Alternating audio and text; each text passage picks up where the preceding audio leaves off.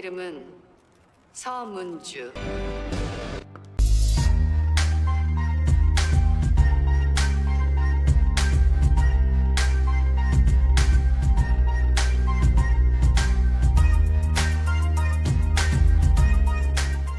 Awal cerita diperkenalkan, Jang Junik yang merupakan seorang politisi muda yang berpengaruh. Ia memiliki seorang istri cantik bernama So Moon-ju, yang berprofesi sebagai duta besar PBB. Junik berencana maju sebagai calon presiden pada periode berikutnya. Meskipun hidupnya terlihat sukses, ia tidak pernah merasa tenang sepanjang hidupnya karena tugas Moon-ju berada di Amerika Serikat. Junik pun menyusul sang istri ke sana untuk meningkatkan keamanan. Ia khawatir karena Moon-ju mendukung penuh kebijakan reunifikasi yang tengah ia perjuangkan, yaitu menyatukan kembali Korea Utara dan Korea Selatan. Moon-ju sempat bertanya mengapa pengamanan dirinya diperketat, padahal ia hanya ingin beraktivitas bebas seperti biasa. Junik menjawab singkat bahwa ia akan menjelaskan nanti. Pada saat itu, Presiden Korea Selatan yang menjabat adalah Choi Kyung-shin, seorang perempuan yang cukup dekat dengan Moon-ju.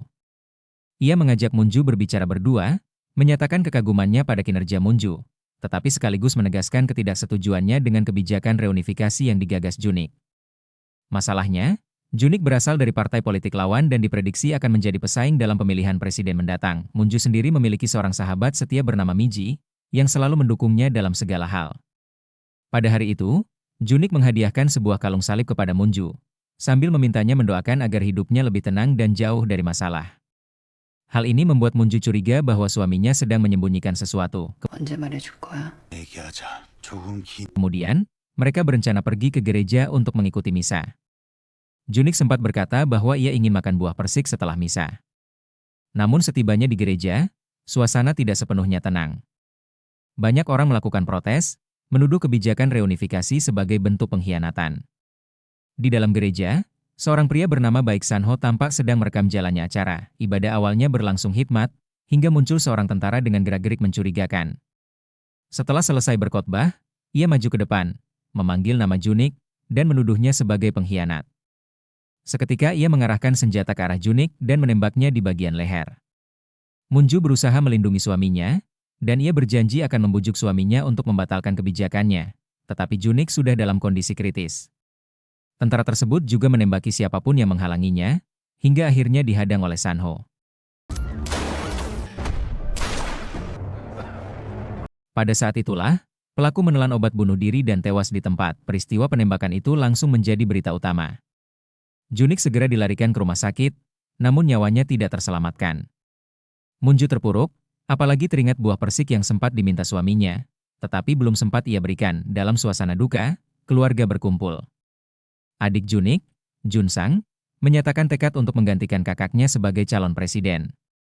Ia yakin berdasarkan survei, dirinya mampu menang telak. Namun, sang ibu menentang keinginan itu.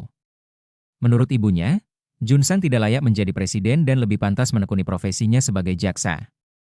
Ia menegaskan bahwa sesuai undang-undang yang berlaku, seharusnya Moon-ju yang menggantikan posisi suaminya sebagai presiden. Pernyataan itu membuat Jun-sang kesal, seakan-akan dirinya kalah bersaing dengan Moon-ju. Tak lama kemudian, wasiat Junik dibacakan. Isinya mengejutkan semua pihak. Seluruh harta kekayaan Junik diwariskan kepada istrinya, So Moon-ju. Seluruh harta peninggalan Jang Junik, termasuk aset di luar negeri, diwariskan kepada istrinya. Keputusan itu memicu penolakan keras dari keluarga Junik, terutama ibu dan neneknya, yang merasa pembagian tersebut tidak adil. Namun, bagi Moon-ju, hal itu justru masuk akal. Selama ini ia sering direndahkan oleh keluarga suaminya, sehingga ia memahami mengapa Junik mempercayakan segalanya kepadanya. Meski keluarga besar berencana menggugat wasiat tersebut, Moon-ju sama sekali tidak terganggu. Moon-ju lebih memilih mendonasikan semua warisan suaminya daripada memberikan kepada keluarga mertuanya. 끝까지 싸우고 싶은 대로 하세요. 두렵지 않습니다. Tidak lama kemudian, adik Junik, Jun-sang, mendekati Moon-ju. Ia mengusulkan agar seluruh harta peninggalan kakaknya digunakan untuk mendukung pencalonannya sebagai presiden. Namun, Moon-ju menolak mentah-mentah. Ia tidak ingin tertipu oleh ambisi Jun-sang. Sementara itu, identitas San-ho perlahan terungkap. Ia ternyata seorang prajurit bayaran. Setelah peristiwa di gereja, ia mendapat tawaran baru, melindungi Moon-ju. Meski begitu, ia tidak mengetahui siapa klien yang memintanya. San-ho kemudian mengamati keseharian Moon-ju, termasuk saat ia berlari malam. Dari pengamatannya, Ia menilai Munju adalah sosok kuat yang mampu melindungi dirinya sendiri, sehingga ia ragu untuk menerima pekerjaan itu.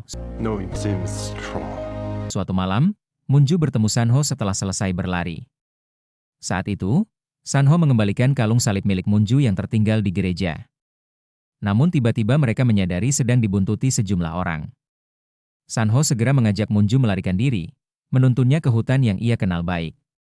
Berkat itu, mereka berhasil lolos dari kejaran. Dalam pelarian, Munju bertanya kepada Sanho mengapa penyerang suaminya menyebut Junik sebagai pengkhianat.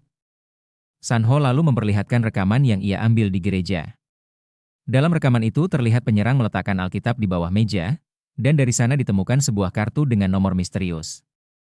Namun, saat dicoba dihubungi, nomor itu tidak aktif.